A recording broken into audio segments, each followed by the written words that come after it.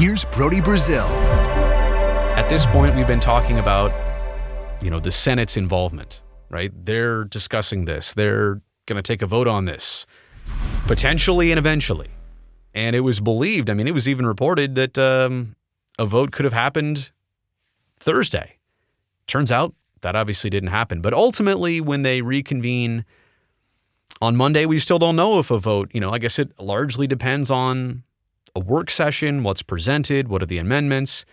But all of this still has to go through the assembly as well, too. They get the opportunity to ask questions, too. I don't know if we'll have the whole presentation again, if that's necessary, or if they'll just get right to questions. But hypothetically, we talked about the 21-member Senate. So the assembly votes after this. There's 42 members of the assembly. Think about just, the even more amount of people, more diverse viewpoints, the questions that they would have after this. To think that this all gets wrapped up on Monday. Maybe by the Senate, maybe. But it's going to take a few days after that, I would imagine, for the assembly to have due diligence on this. And that runs us through June 12th, June 13th, and so on with the assembly. It's hypothetical that this could be going on to the end of next week, too. It's not, I don't think that would surprise anybody. It's possible. It's a possibility. The assembly, if we're looking at the party lines, they even lean more Democratic in the breakdown, the members 42 versus 21. They lean more Democratic than Republican than the Senate does. And again, I don't want to go too much on the party line thing, but I do think that it is a little bit of a factor. There are politics at play here. And that's the last point here. Lawmakers are still, and I use the word ripe, like they're frustrated because they all had proposals and bills and things that they worked on, both in the Senate and the Assembly. They wanted certain legislation passed that they were motivated by, like this was their baby. And some of these things either got denied or passed up, and the state said they didn't have enough money to do it.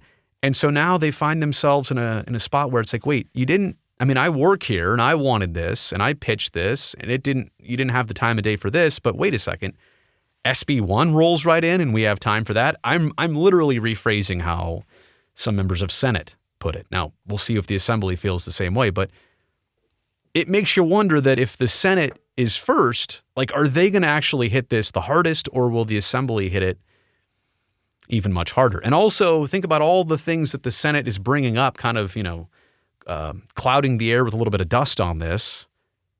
Is the Assembly going to see that and say, well, we're only going to ask more questions because of the questions that were initially asked? So it makes you wonder if the Assembly is going to hit harder. And again, more time to consider this equals probably more consideration of public opinion, which is still heavily against. The SB 509 and SB 1 pages on the state of Nevada legislature website, they show a public opinion portion, and you have to register your name and your address in Nevada. So is it 1,000% accurate? Could it be weighted one way or the other, slanted one way or the other based on who's submitting what and who gets behind it? Of course. But the commonality is this has happened twice now, and typically 70 or so % oppose it.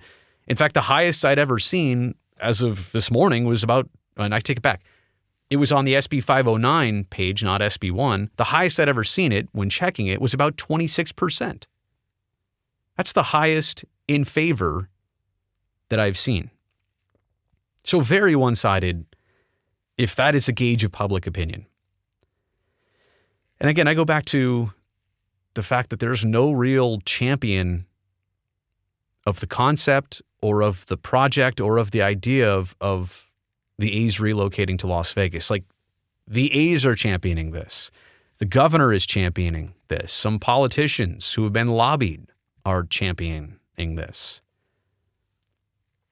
And you've heard that resorts have had their say in testimony that they support economic activity. Of course they do.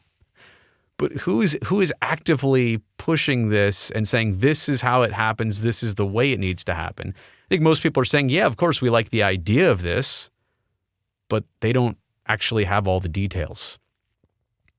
So I keep mentioning that because it's weird to me. A place like Portland has a group that's championing baseball to come there, or Salt Lake City, or Orlando, or Montreal. And here's Las Vegas, which is not really requesting this. This is more being asked of them than requested by them.